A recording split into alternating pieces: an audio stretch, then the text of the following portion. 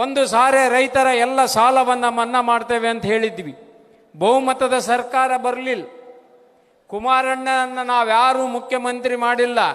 ಕುಮಾರಣ್ಣನ ದೇವರು ಮಾಡಿದ ಮುಖ್ಯಮಂತ್ರಿ 2 ಸಲ ಆದರೂ. ದೇವರೇ ಮುಖ್ಯಮಂತ್ರಿಯನ್ನ ಮಾಡಿದ, ಬಹುಮತದ ಮುಖ್ಯಮಂತ್ರಿ ಅಲ್ಲ.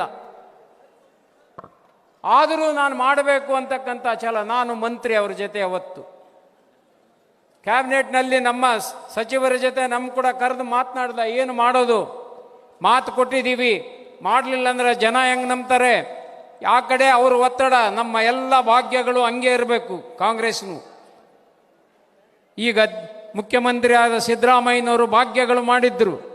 ಆ ಎಲ್ಲ ಭಾಗ್ಯಗಳಲ್ಲಿ ಒಂದು ನಿಲ್ಲಬಾರದು ಅಂತಾರೆ ಅವರು. ಅವನು ಯಾವನೂ ನಿಲ್ಲಿಸಬಾರ್ದು ಅಂದರೆ ಅವ್ರ ಉದ್ದೇಶ ಈತ ಸಾಲ ಮನ್ನಾ ಮಾಡಬಾರದು ಅಂತ.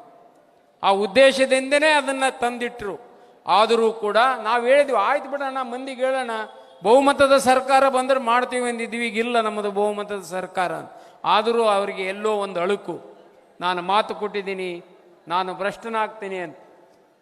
ಇತಿಹಾಸದಲ್ಲಿ 25,000 ಕೋಟಿ ರೈತರ ಸಾಲ ಮನ್ನಾ ಮಾಡಿದ ಯಾರಾದರೂ ಮುಖ್ಯಮಂತ್ರಿ ಇದ್ದರೆ ಕುಮಾರಣ್ಣ. ಎಷ್ಟು ಕಾರ್ಯಕ್ರಮಗಳನ್ನು ಹೇಳ್ಬೋದು ನಾವು, ಕುಮಾರಣ್ಣನ ಕಾರ್ಯಕ್ರಮಗಳು. ಕುಮಾರಣ್ಣ ಈಗ ನೀವು ಹೇಳ್ತೀರಿ ಸಂಪೂರ್ಣ ನೀರಾವರಿ, ಈಗ ಅವ್ರು ಮಾತಾಡ್ತಾರೆ ಸಂಪೂರ್ಣ ನೀರಾವರಿ. ಮೊನ್ನೆ ಬಂದು 4,000 ಕೋಟಿ 5,000 ಕೋಟಿ ಏನೇನೋ ಹೇಳಿ ಹೋಗ್ಯಾರ. ಎದಕ್ಕೆ ಹೇಳಿ ಹೋಗ್ಯಾರ ಅಂತ ನಮಗೂ ಗೊತ್ತೈತಿ. ಯಾಕಂದ್ರೆ ಅವ್ರು MLAರಿಗೆ ರೊಕ್ಕ ಕೊಟ್ಟಿಲ್ಲ ಅಂತ ಒಬ್ಬೊಬ್ಬರು ಗುದ್ದಾಡಕತ್ತಾರೆ. ಈಗ ಬಂದು 4,000 ಕೋಟಿ 5,000 ಕೋಟಿ ಅವು ಬಂದಾಗ ಕರೆವು ಪೇಪರ್ನಾಗ ಅದಾವು, ಅವು ಬರಲಿಲ್ಲ, ಇವ್ರನ್ನಾಗಲಿಲ್ಲ.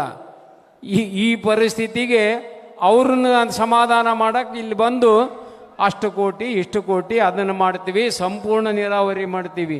ಸಂಪೂರ್ಣ ನೀರಾವರಿ ಮಾಡೋ ಯೋಗ್ಯತೆಯೇ ಇಲ್ಲಿವರಿಗೆ. ಇದ್ದ ನೀರಾವರಿಗಳನ್ನು ಸರಿಯಾಗಿ ಮಾಡಿದರೆ ಸಾಕಾಗೈತೆ. ಹೊಸ ನೀರಾವರಿ ಎಲ್ಲಿ ಮಾಡ್ತಾರೆ? ಮತ್ತೆ ಹೊಸ ನೀರಾವರಿ ಆಗಬೇಕಂದ್ರೆ ಈ ರಾಜ್ಯದ ಮುಖ್ಯಮಂತ್ರಿ ಕುಮಾರಣ್ಣ ಆದಾಗ ಮಾತ್ರ.